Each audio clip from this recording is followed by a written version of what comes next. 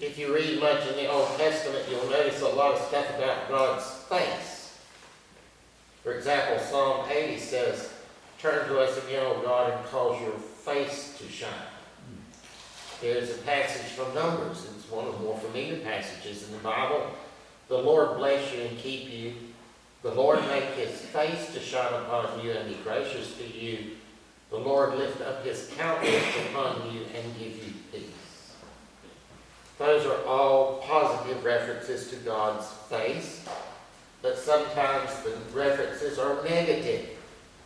In Psalm 34, we hear, "The face of the Lord is against them that do evil." Psalm 44 says, "Why do you sleep, Lord?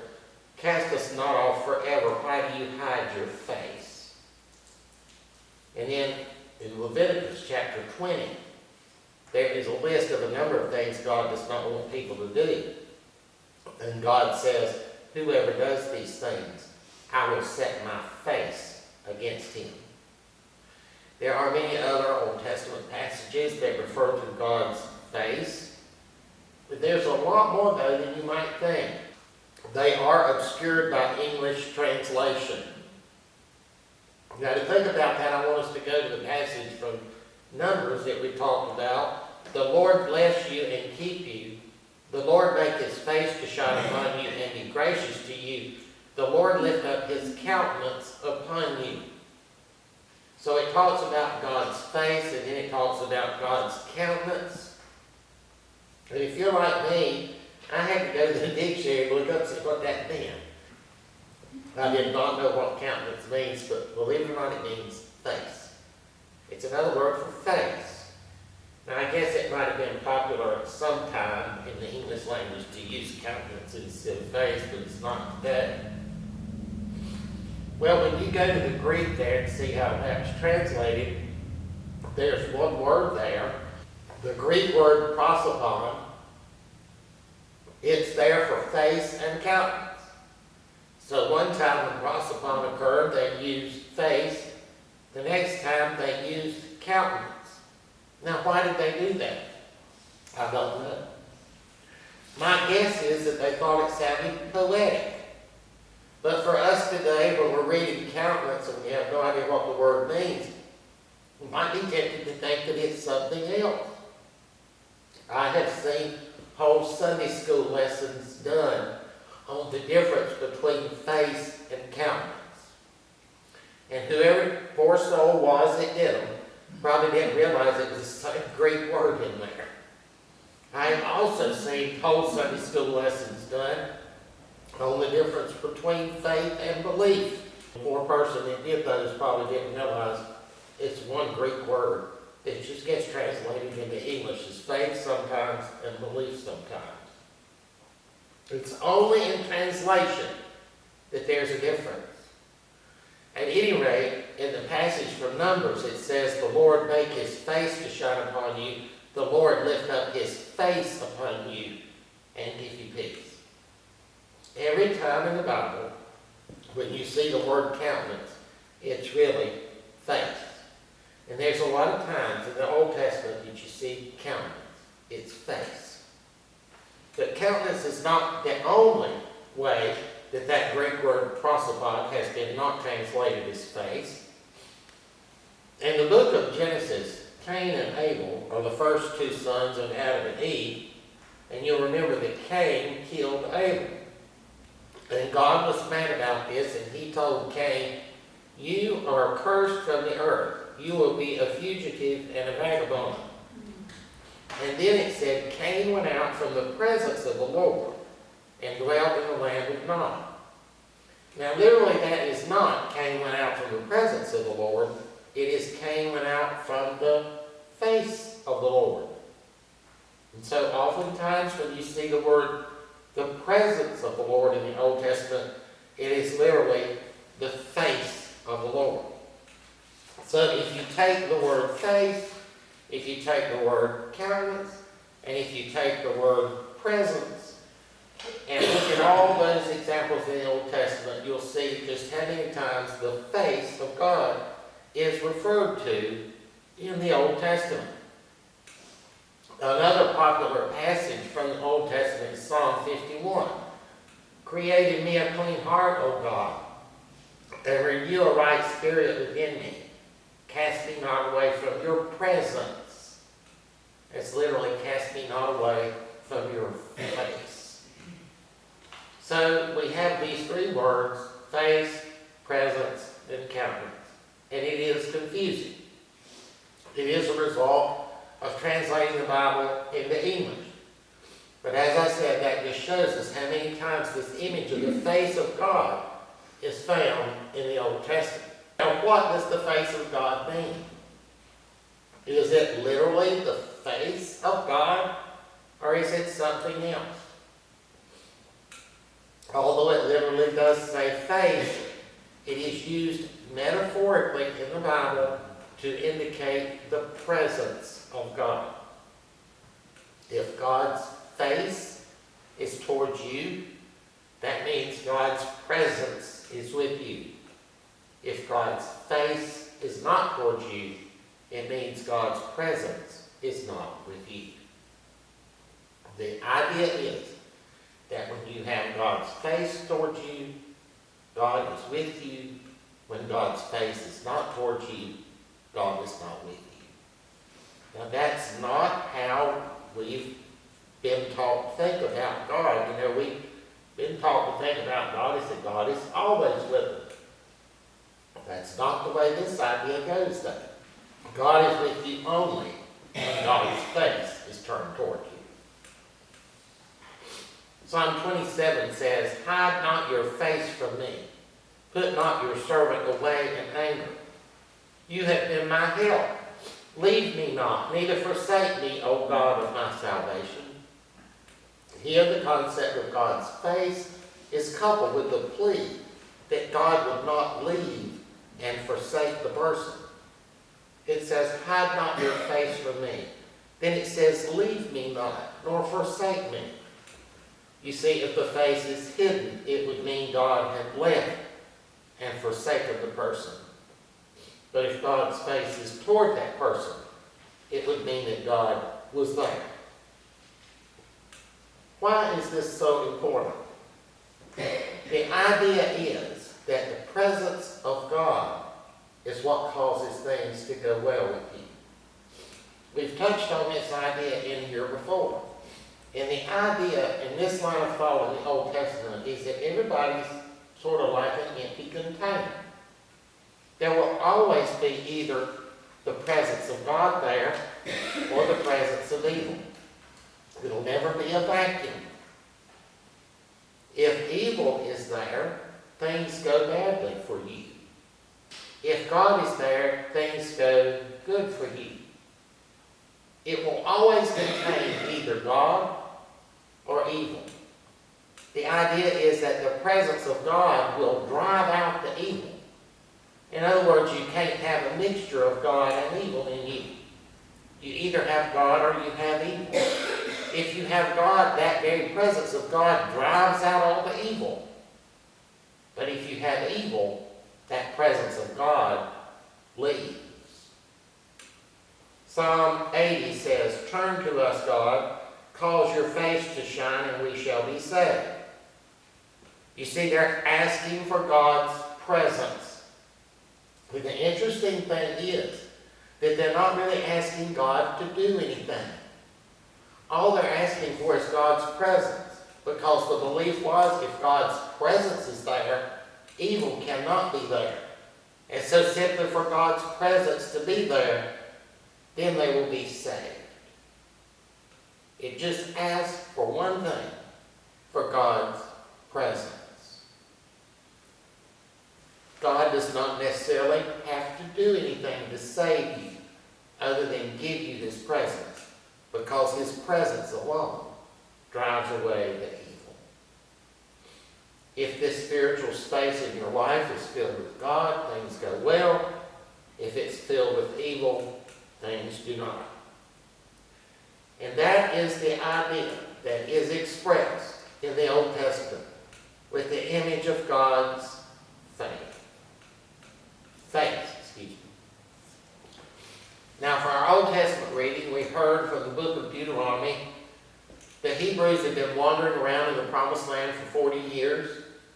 Moses is about to die, and once Moses dies, God has chosen a man named Joshua to take over. Joshua is the one that will lead them into the promised land. Before that happens, God speaks to Moses, and God says, look, they're going to enter the promised land, and when they get there, they're going to have a successful life. They're going to get fat and happy, and they're going to forget about me, and they're going to turn to other gods, and they're going to do all these things that I've told them not to do. And God says, I will hide my face from them. In other words, God will take away his presence from them. And then God goes on to tell Moses the result of that. It is that they will be conquered by other people. Evil and all kinds of troubles will fall upon them. When God's presence is no longer there, when God's face is no longer toward them, bad things will happen. As another example, Psalm 44 indicates that the result of God hiding his face is affliction and oppression. The result of God's presence being withdrawn is affliction and oppression. Probably one of the best examples in the Old Testament is found in the book of Ezekiel, in Ezekiel's vision of the wheels. In Ezekiel's day, the Babylonians had come in and stormed Jerusalem and destroyed the temple. And people wondered, how in the world could this happen? You see, the Jews of that time did not just believe the temple was a place to worship. They believed God actually lived there. God was in there. It wasn't that that was just a place they went. God was there. And so, if God was there, how could the Babylonians have come in and destroyed the place? Well, Ezekiel's answer in the vision of the wheels is that God had left. Long before the Babylonians had come in and destroyed the place, God had left. He had gone. And that's the only reason the Babylonians were able to come in and destroy the temple. God had already left, and it was empty. You see, as long as God's presence is in a place or with the people, no evil comes. But when God's presence is withdrawn, something will come in to fill the void, and that's evil. And then bad things will start happening. I guess the question is, how do you get God's presence then? Well, interestingly enough, the way it's seen in the Old Testament is having God's presence is the default setting. You just sort of get God's presence automatically. You just get it. It just is there. However, you, by your actions, can invite evil in. And when you invite evil in, then God leaves. So in other words, God's presence with you is default. But if you become involved in evil, then God leaves. And then that presence of evil comes in. You invite evil in other words, by the things you do and the way you live. When you turn to evil, you invite evil into your sacred space, and God leaves. That's the way it's seen in the Old Testament. You see, from the passage we heard from Deuteronomy, it was the people doing evil and turning away from God that caused God to withdraw his presence. And in the book of Ezekiel, it was the Jews turning their backs on God that caused God to leave the temple. Turning away from God will cause God to withdraw his presence. Psalm 34 says, the face of the Lord is against them that do evil. In other words, God withdraws his presence from those who do evil. Now, I think this is one of the most important concepts in the entire Old Testament, that each one of us has a spiritual space that is filled with either God or evil. And that is our choice. It is our choice as to what fills that. If we invite evil inside our spiritual space, then God will leave. You see, God's presence, though, if we turn back to God and God's presence comes in, that automatically drives out the evil. And that's all you have to do. Turn back to God and refrain from doing evil. This concept is found throughout the Old Testament. But it's sort of hidden, in a sense, with the concept of God's face. It's sort of hidden in the concept of countenance or presence. In order to see this, you really have to dig down to study and really think about it and look at it and know the references to countenance and face. Now, this is not the idea, though, that if you do evil, God causes bad things to happen to you. That's not what this idea says. You see, when we talked about it earlier, and we talked about from the psalm how the people were asking for God's presence in their life, they weren't asking God to come in and do something. They were just asking for God's presence, and then that alone would save them. When God withdraws His presence from you, evil comes in. And evil is what causes the bad things to happen, not God. You see, it's not God exiting and zapping you with something. It's just by the fact that God withdraws His protection from you. And when God withdraws His protection from you, then bad things can happen. That's the idea. Now, the Old Testament does contain the idea also that God actively punishes people, but that's a separate idea. That's a separate idea. It's two complete different things. And that's one of the reasons I like the Old Testament so much. I've said in here before, the Old Testament speaks in many different voices. I used to not like the Old Testament until I went to seminary. And then I learned and became aware of the different voices in there. These are people who are struggling. The Old Testament lets us see people struggling. Bad things are happening to them. Life is not going well. And they're struggling to understand why. All kinds of things are happening. Why is this happening? Why is this happening? They're struggling with it. And the Old Testament lets us see their struggles. They come up with ideas. One idea comes up, then another idea comes up, then another. None of them really fully explain things. Each idea is an attempt to explain it, but none do. But we get to see them struggle and struggle and struggle. They're trying to figure out why things work the way they work. And the genius of the Old Testament is it doesn't just present one idea. It gives us a lot of different ideas. In the end, the Old Testament represents people struggling to find answers. In theological terms, the Old Testament is called the partial revelation of God. It is not until we get to Jesus that we find the complete revelation of God.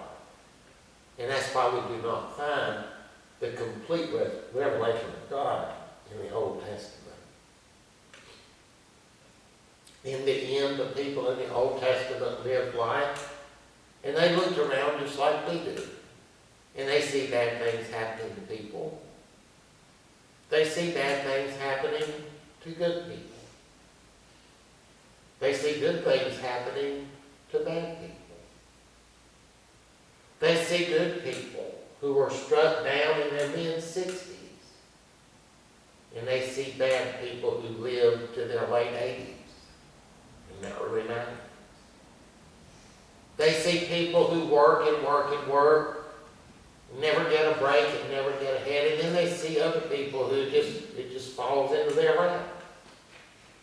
They see those who lie and cheat and take advantage of other people come out on top, and they see people who try to do right suffer. They see those who will kill innocent people praised by government authorities, and they see those who are struggling under oppression being referred to as evil. And so they see these things and they try to understand why the world works the way it does. Their gift to us is not that they gave us the answer. Their gift to us is that they let us see their struggle. When you read the Old Testament, keep that in mind. Keep in mind this idea that if God's presence is with you, it drives out evil. And that that's really all that's necessary for evil to be driven away is God's presence. But it also puts the onus on us because it says that we are the ones who invite evil to come into our spiritual space, and God will leave. So in a sense, the Old Testament leaves it up to you. It is your choice. What will you invite into the spiritual space of your life?